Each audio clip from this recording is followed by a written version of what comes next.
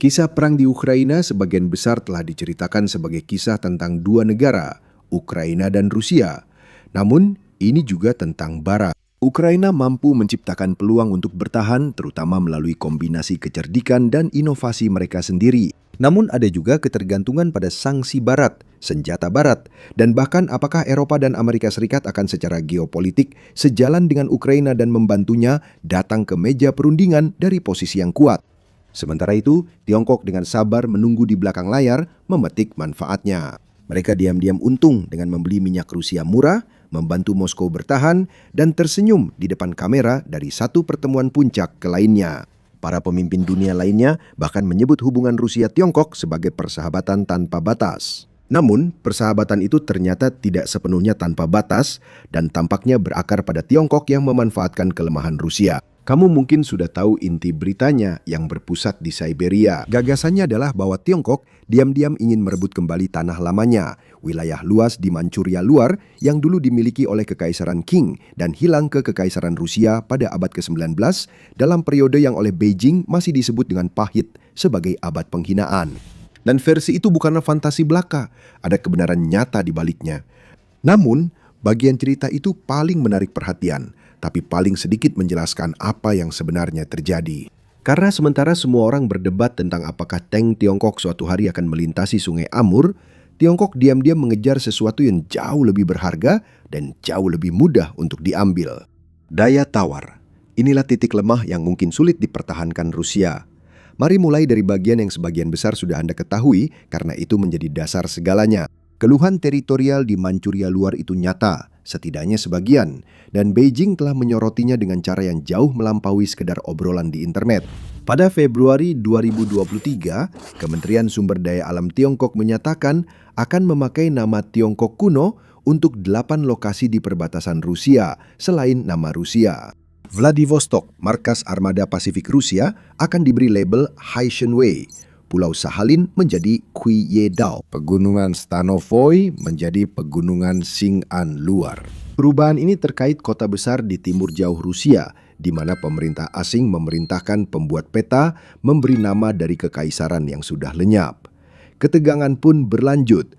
Awal tahun itu, Tiongkok sudah mengeluarkan perintah untuk mengubah nama beberapa lokasi di wilayah tersebut. Lalu pada Agustus 2023, peta standar baru negara itu menggambarkan seluruh pulau Bolshoi Ussuriski berada di dalam perbatasan Tiongkok. Hal ini penting karena pada tahun 2008, Rusia dan Tiongkok secara resmi telah menyelesaikan status pulau itu dengan sepakat membaginya kurang lebih di tengah. Rusia bahkan menyerahkan wilayah demi meresmikan kesepakatan itu.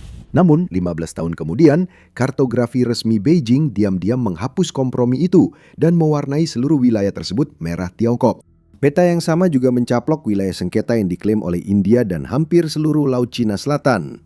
Jadi, Rusia tidak sendirian dalam hal ini. Rusia secara terbuka menepis isu ini dengan menyatakan persoalan perbatasan sudah selesai. Namun, analis sinis menilai ini pesan diam-diam kepada Rusia dan semua tetangga Tiongkok lainnya bahwa Tiongkok tak pernah lupa batas kekaisarannya.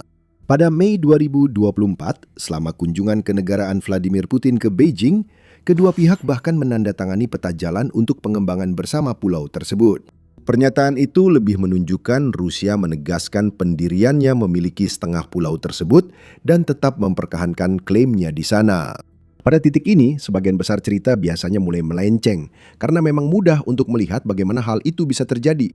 Wilayah Rusia yang berbatasan dengan Tiongkok hanya berpenduduk 8 juta jiwa dan letaknya jauh dari pusat populasi serta pemerintahan negara itu. Di dunia fantasi, Tiongkok bisa mengambil wilayah itu sebelum Rusia menyadarinya. Dan sebagian besar laporan yang menyebut kemungkinan invasi juga menunjukkan bahwa hal ini sejalan dengan upaya Tiongkok untuk melakukan kebangkitan besar bangsa Tionghoa dengan diam-diam merebut kembali wilayah yang hilang. Bahwa wilayah Rusia di timur jauh sebenarnya milik Tiongkok dan Rusia yang lemah serta terperangkap di Ukraina mudah direbut. Namun penaklukan militer Siberia oleh Tiongkok sangat kecil kemungkinan terjadi karena Rusia punya senjata nuklir dan perbatasan sudah diselesaikan secara hukum. Yang terpenting, timur jauh Tiongkok yang hilang, Manchuria luar, tidak punya cadangan minyak dan gas besar seperti yang diduga. Cadangan itu ada di utara dan barat. Ceritanya yang sebenarnya tidak sedramatis itu. Dalam beberapa hal, ini lebih merugikan Rusia karena sudah terjadi dan Moskow hampir tak bisa menghentikannya. Tiongkok pun tak perlu menginvasi timur jauh Rusia. Menurut sebagian besar penilaian, Rusia perlahan menyerahkan kendali atas timur jauh. Untuk itu kita harus melihat ke bagian atas peta di sepanjang seluruh garis pantai utara Rusia dan ke jalur laut utara. Di Rusia, jalur pelayaran ini membentang dari Laut Barents dekat Norwegia hingga Selat Bering di timur. Sepanjang sejarah, jalur ini membeku dan tak berguna, hanya hamparan putih kosong. Namun seiring es Arktik menyusut, jalur itu menjadi salah satu koridor paling strategis di dunia. Kapal dari Tiongkok Utara ke Eropa Utara lewat pantai Arktik Rusia bisa mempersingkat perjalanan hingga 30 hingga 40% dibanding rute lewat terusan Suez. Pada Oktober 2025, sebuah satu kapal kontainer melakukan perjalanan dari pelabuhan di Tiongkok Timur ke Inggris dalam waktu 20 hari. Perjalanan yang sama melalui terusan Suez biasanya memakan waktu 40 hari, sedangkan melalui Tanjung Harapan sekitar 50 hari. Memangkas waktu pengiriman setengah berarti mengurangi bahan bakar, biaya, dan karbon sekaligus. Bagi ekonomi ekspor seperti Tiongkok, itu jauh lebih menguntungkan dibanding wilayah tanpa penduduk, sumber daya, atau kepentingan geopolitik. Rute utara hampir seluruhnya melewati perairan yang dianggap Rusia sebagai miliknya. Secara teori, itu membuat Rusia jadi penjaga gerbang dan memungut biaya di jalur baru terpenting di dunia. Masalahnya, Rusia tak mampu merawat gerbang itu. Pertimbangkan angka-angka yang ditetapkan Rusia untuk dirinya sendiri dan kemudian apa yang sebenarnya mereka capai. Putin menandatangani dekret yang menyerukan 80 juta ton kargo untuk diangkut melalui jalur laut utara pada tahun 2024. Dokumen perencanaan sebelumnya bahkan menargetkan 90 juta. Namun Rosatom, perusahaan negara yang mengelola jalur tersebut, sebenarnya melaporkan hanya sekitar 38 juta ton kargo yang diangkut pada tahun itu. Memang itu rekor, sekitar 1,5 juta ton lebih banyak dari tahun lalu. Namun jumlahnya masih kurang dari setengah target resmi. Dan kesenjangan itu saja sudah cukup untuk membedah posisi Rusia di wilayah Arktiknya sendiri. Beberapa ahli menyebut rute itu sebagai lubang hitam anggaran nasional, proyek mahal dengan imbal hasil minim. Lebih parah, Rusia gagal memenuhi target membangun kapal pemecah es andalan rute itu. Inilah masalah besar jalur pelayaran Arktik. Jalur ini tidak berjalan dengan sendirinya, dan Anda tidak bisa begitu saja mengirim kapal dalam pelayaran lintas samudra, lalu berharap kapal itu sampai ke seberang. Untuk menjaga kapal tetap bisa bergerak melewati es, Anda membutuhkan kapal pemecah es, yaitu kapal yang membuka jalur bagi kapal-kapal lainnya. Rusia masih memiliki armada kapal pemecah es terbesar di dunia, sekitar 40 kapal kutub, termasuk 8 kapal bertenaga nuklir. Itu adalah keunggulan nyata yang telah dibangun negara tersebut selama beberapa dekade sejak era Soviet. Permata mahkota tersebut adalah kapal-kapal baru proyek 22220, yaitu Arktika, Sibir, Ural, dan Yakutia. Mereka adalah kapal pemecah es terbesar di dunia saat mulai beroperasi. Namun, Rusia masih butuh lebih banyak kapal untuk mempertahankan keunggulan. Dalam sebuah laporan, disebutkan bahwa Rusia ingin memiliki setidaknya 13 kapal nuklir dan total 17 kapal pemecah es yang siap digunakan setiap saat. Kita melihat setidaknya 5 kapal lagi harus selesai selambatnya pada tahun 2030. Mekanisme yang menghambat Rusia dalam perang mulai terlihat di sini juga. Tapi sebelum kita lanjut, pastikan Anda sudah berlangganan The Military Show. Kami mengunggah video setiap hari agar Anda bisa mengikuti semua momen penting dalam geopolitik global. Sekarang kembali ke kapal pemecah es. Penting untuk menyebutkan kapal andalan dari ambisi pemecah es generasi berikutnya Rusia, yaitu kelas Leader Rossi. Ini adalah monster yang dirancang untuk memiliki kekuatan sekitar 2 kali lipat dari kapal pemecah es proyek 22220 dan dikabarkan mampu membelah jalur selebar 50 meter melalui es yang tebalnya lebih dari 4 meter. Konstruksi dimulai di galangan Zvezda di timur jauh pada tahun 2020, tetapi hingga awal 2026 hanya sebagian kecil kapal yang telah selesai dan tanggal pengirimannya sudah mundur dari 2027 menjadi 2030. Alasannya hampir terasa lucu. Awalnya, komponen utama lambung kapal direncanakan berasal dari pabrik di Kramatorsk, Donetsk, namun pabrik tersebut hancur akibat perang. Kemudian penutup palka pengganti untuk reaktor kapal tersebut hilang di laut ketika kapal kargo Rusia yang membawanya tenggelam di Laut Tengah. Dan Rossi bukan satu-satunya kendala dalam proyek ini. Chukotka, kapal pemecah es nuklir lainnya, diluncurkan dengan upacara besar pada akhir tahun 2024, namun hanya selesai sekitar 70% dengan tanggal penyelesaian awal tahun 2026 ditunda menjadi 2027. Kapal-kapal yang lebih kecil juga mengalami pola yang sama. Pada Agustus 2025, operator pelabuhan negara Rusia begitu saja membatalkan kontrak senilai $200 juta untuk 2 kapal pemecah es bantu baru dengan alasan keterlambatan konstruksi, kekurangan komponen asing, dan sanksi. Kapal-kapal itu seharusnya jadi kapal Rusia pertama dari jenisnya yang bisa memecah es padat setebal 1,5 meter. Kini Rusia harus memakai armada yang ada lebih intens sambil tetap merawatnya. Di tengah situasi ini, Tiongkok memutuskan tak lagi bergantung pada kapal pemecah es Rusia untuk akses ke Arktik Rusia. Pada awal tahun 2026, Tiongkok meluncurkan desain kapal pemecah es bertenaga nuklir generasi berikutnya yang mampu memotong es setebal 2,5 meter. Galangan pembuatnya dikelola China State Shipbuilding Corporation, salah satu pembuat kapal terbesar di dunia. Tiongkok langsung membangun kapasitas untuk mengelola wilayah Arktik. Ini baru puncak proyek tersebut. Pada awal musim panas tahun 2025, Tiongkok mengerahkan 5 kapal riset pemecah es di dekat Alaska. Operasi terbesar mereka di wilayah tersebut hingga saat ini. Armada itu dipimpin oleh Shui Long 2, kapal pemecah es terkuat buatan dalam negeri Tiongkok. Kapal itu berangkat dari Shanghai pada bulan Juli, melewati Selat Bering, dan menghabiskan musim tersebut beroperasi di Laut Chukchi dan Beaufort dekat Alaska dan pantai Arktik Rusia. Penjaga pantai Amerika Serikat melacaknya, begitu juga Kanada. Setahun sebelumnya, kapal yang sama itu menjadi kapal pemecah es Tiongkok pertama yang pernah singgah di Murmansk, kota utama Arktik Rusia. Dan pada September 2024, Rusia dan Tiongkok melakukan patroli Arktik bersama pertama mereka, terdiri dari 2 kapal penjaga pantai Tiongkok dan 2 kapal penjaga perbatasan Rusia yang berlayar bersama melalui Selat Bering. Armada itu melintas dalam jarak pandang dari Alaska dalam perjalanan kembali ke Pasifik. Sekilas, patroli bersama itu tampak seperti sebuah kemitraan. Rusia adalah kekuatan Arktik mapan yang punya banyak hal untuk dilindungi. Tiongkok adalah pendatang baru, pihak yang paling berpeluang meraih keuntungan dan memanfaatkan kerjasama dengan Rusia untuk memperoleh pengalaman dan perangkat keras yang dibutuhkan agar dapat beroperasi di sana, dengan atau tanpa Rusia di masa depan. Yayasan Jamestown merangkum hal ini dengan singkat. Rusia dan Tiongkok menginginkan hal yang berbeda dari Arktik. Rusia memandangnya sebagai zona keamanan, masalah kedaulatan dan pertahanan. Tiongkok melihatnya sebagai peluang ekonomi, jalur perdagangan, dan sumber daya yang untuk saat ini sejalan. Namun analis khawatir kepentingan itu tidak selalu sejalan dan saat berpisah, pihak lemah akan kalah. Bahasa yang dipilih hati-hati oleh Tiongkok kini malah menghantui Moskwa. Pada tahun 2018, Tiongkok menyatakan dirinya sebagai negara dekat Arktik dan memaparkan visinya tentang jalur Sutra Kutub. Rusia tidak menyukai istilah itu. Pada tahun 2020, utusan Rusia sendiri untuk Dewan Arktik secara terbuka menolaknya dan justru setuju dengan posisi Amerika bahwa Tiongkok bukanlah negara Arktik. Tapi itu adalah sikap Rusia pada tahun 2020. Pada tahun 2026, dengan sanksi yang mencekik kemampuan Rusia untuk mengembangkan wilayah itu sendiri, Moskwa tidak punya banyak pilihan selain menyambut kehadiran Tiongkok yang dulu pernah mereka coba jauhi. Negara dekat Arktik yang dulu ditolak Rusia kini menjadi mitra tak tergantikan bagi Rusia. Jika Arktik adalah titik lemah strategis, maka energi adalah titik lemah finansial, dan di sini ketidakseimbangannya bahkan lebih parah. Setelah Eropa menjatuhkan sanksi terhadap gas Rusia akibat invasi, Rusia harus segera mencari pembeli baru, dan hanya ada satu pembeli besar.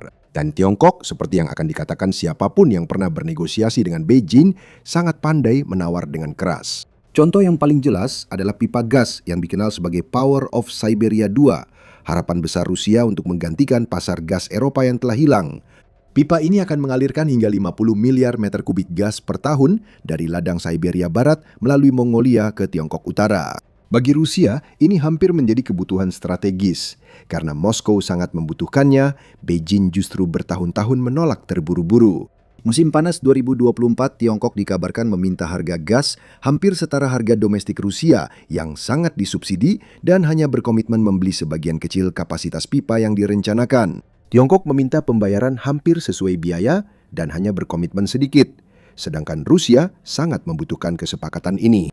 Ketika ditanya tentang hal itu, juru bicara Kremlin hanya bisa mengatakan bahwa sangat wajar bagi setiap negara untuk membela kepentingannya sendiri dan bahwa rincian komersialnya akan tetap bersifat pribadi. Itu bahasa negosiator yang tidak menang. Pada 2026, setelah bertahun-tahun negosiasi, kedua negara kembali sepakat soal lokasi dan pembangunan jalur pipa. Namun laporan itu juga disertai dengan catatan bahwa rincian lainnya masih perlu dirundingkan. Disinilah inti permasalahan mulai muncul. Tiongkok punya banyak pilihan. Tiongkok membeli gas dari Turkmenistan, dari Myanmar, melalui pipa, dan merupakan importir tunggal terbesar gas alam cair di dunia dengan pasokan dari Qatar, Australia, hingga Amerika Serikat. Jika harga tinggi, Tiongkok bisa mengandalkan produksi sendiri atau pemasok lain. Sebaliknya, Rusia hanya punya satu pelanggan utama untuk gas ini dan tak punya tujuan ekspor lain. Tiongkok memiliki posisi lebih kuat dalam negosiasi dan semua pihak menyadarinya. Kemudian, bagian ketiga teka-teki ini adalah pelabuhan yang terlibat sengketa wilayah yang sudah dibahas. Pada Mei 2023, administrasi Bea Cukai Tiongkok mengumumkan bahwa pelabuhan Vladivostok di Rusia akan disetujui sebagai pusat transit untuk perdagangan domestik Tiongkok. Vladivostok masih secara resmi disebut Hai-Shen-Wei di peta Tiongkok. Ini markas armada Pasifik Rusia, contoh nyata hasil kekaisaran Rusia dari dinasti Qing pada abad penghinaan. Barang dari provinsi Tiongkok dapat dikirim lewat Vladivostok dan dianggap kargo domestik, sehingga menghemat perjalanan ke pelabuhan Tiongkok di selatan. Dengan kata lain, wilayah kedaulatan Rusia secara diam-diam sedang dimasukkan ke dalam logistik ekonomi domestik Tiongkok. Media pemerintah Tiongkok bahkan merayakannya sebagai tanda tingkat kepercayaan strategis yang tinggi. Jika Anda menggabungkan semua ini, Anda mulai melihat bentuk strateginya. Tiongkok sedang melakukan penyerapan wilayah timur Rusia secara perlahan, sabar, dan sepenuhnya damai ke dalam orbit ekonominya. Jalur demi jalur, pipa demi pipa, pelabuhan demi pelabuhan. Pendorong utama semuanya adalah sesuatu yang tak bisa diperbaiki Rusia, karena sudah berlangsung 30 tahun. Wilayah timur jauh Rusia makin kosong. Sejak tahun 1990, menurut penelitian tentang wilayah tersebut, timur jauh telah kehilangan sekitar seperempat populasinya karena orang-orang bermigrasi ke barat menuju Moskow dan Rusia Eropa untuk mencari pekerjaan dan kehangatan. Sekarang, ini adalah salah satu tempat terjarang di bumi dengan hampir 1 orang per kilometer persegi di area sangat luas. Di seberang sungai, Provinsi Timur Laut Tiongkok berpenduduk lebih dari 100 juta orang, sehingga uang pun masuk untuk mengisi kekosongan itu. Konsul Jenderal Tiongkok di Khabarovsk menyatakan pada Januari 2025 bahwa lebih dari 90% investasi asing di timur jauh Rusia sekarang berasal dari Tiongkok. Pada tingkat itu, timur jauh bergantung pada Tiongkok tanpa menyebutnya secara langsung. Dengan 53 perusahaan Tiongkok yang beroperasi di wilayah tersebut, mereka juga memiliki hak untuk menentukan apa yang terjadi dengan uang itu dan bagaimana uang tersebut dibagikan. Inilah titik munculnya klaim paling dramatis yang harus ditangani dengan sangat hati-hati karena berasal dari pihak berkepentingan. Pada tahun 2025, sebuah penilaian yang dikaitkan dengan Dinas Intelijen Luar Negeri Ukraina berpendapat bahwa Rusia pada dasarnya membayar sekutu-sekutunya di masa perang dengan wilayah. Ukraina menyatakan Moskow gagal mengembangkan timur jauh sehingga wilayah itu rentan dikuasai pihak luar. Seiring waktu, Kremlin bisa kehilangan otoritas efektif atas hingga 40% wilayah nasional. Ukraina menyatakan hingga 2 juta warga Tiongkok tinggal antara Vladivostok dan Pegunungan Ural, membentuk enklave di mana orang Rusia jarang bekerja, serta menggambarkan aneksasi demografis dan ekonomi secara perlahan karena perjalanan bebas visa dan zona ekonomi khusus. Ia menambahkan bahwa investasi Tiongkok di distrik timur jauh bisa mencapai 1 triliun rubel, sekitar 13 miliar 717 juta 60 ribu dolar pada tahun 2026. Laporan itu juga menyoroti ribuan tenaga kerja Korea Utara yang datang untuk pekerjaan bergaji rendah. Angka 2 juta pemukim Tiongkok itu memang agak sulit ditemukan datanya, tapi bukan berarti sama sekali tidak berdasar. Sensus Rusia tahun 2010 hanya mencatat sekitar 30 ribu warga Tiongkok dan angka itu turun menjadi di bawah 20 ribu pada sensus tahun 2021. Namun Komisi Rekan Senegara Taiwan menyebut angka yang jauh lebih mencengangkan, hampir 500 juta orang. Sebuah kolom independen Rusia menyebut 2 juta orang Tiongkok tinggal di atau sekitar timur jauh Rusia, dan jumlah itu bisa meningkat menjadi 3 juta seiring naiknya perdagangan bilateral Rusia-Tiongkok. Meski tanpa bagian akhirnya, cerita ini tetap tersebar. Hilangkan angka berlebihan dan bumbu perang, fakta yang bisa diverifikasi tetap ada. Itu tetap buruk bagi Rusia. Rusia kesulitan memelihara jalur Arktik, minim kemampuan membangun kapal, sementara Tiongkok menyebut diri negara Arktik dan mendorong kapal-kapalnya lewat jalur itu, serta kurang opsi alternatif dalam geopolitik global. Karena itu, kerangka berpikir cerdas bukan soal apakah Tiongkok menyerang, sebab hampir tak ada analis serius yang memperkirakan tank-tank akan masuk. Rusia bermain untuk hari ini, karena hari ini adalah satu-satunya yang bisa dipikirkan oleh negara yang sedang menjalani perang yang mahal. Tiongkok bermain untuk dekade-dekade setelahnya. Dalam persaingan seperti ini, mitra yang sabar bisa menaklukkan karena mampu menunggu, sedangkan yang lain butuh kesepakatan segera. Tiongkok dapat membuat dan menyatakan klaim. Lembaga pemikir Italia SP menyebut Tiongkok bisa mencabut klaim asing di wilayah sengketa. Itu terjadi pada semua pihak di Laut Tiongkok Selatan saat Tiongkok membangun 27 pangkalan militer baru. Dengan Vladivostok masuk jalur pelayaran domestik Tiongkok dan investasi asing besar, Tiongkok bisa mengarahkan jalur pelayaran sesuai keinginan, bahkan menolak peluang perusahaan Rusia melakukan hal serupa. Namun, meski semua ini terjadi, Tiongkok dan Rusia tetap punya beberapa kesamaan kepentingan di politik internasional. Konflik antara Tiongkok dan Amerika Serikat bisa cepat berkembang menjadi konflik global. Dan ada 5 cara konflik itu bisa dimulai sejak tahun 2026 yang bisa Anda lihat di video ini. Seperti biasa, jangan lupa berlangganan The Military Show untuk berita terkini geopolitik global.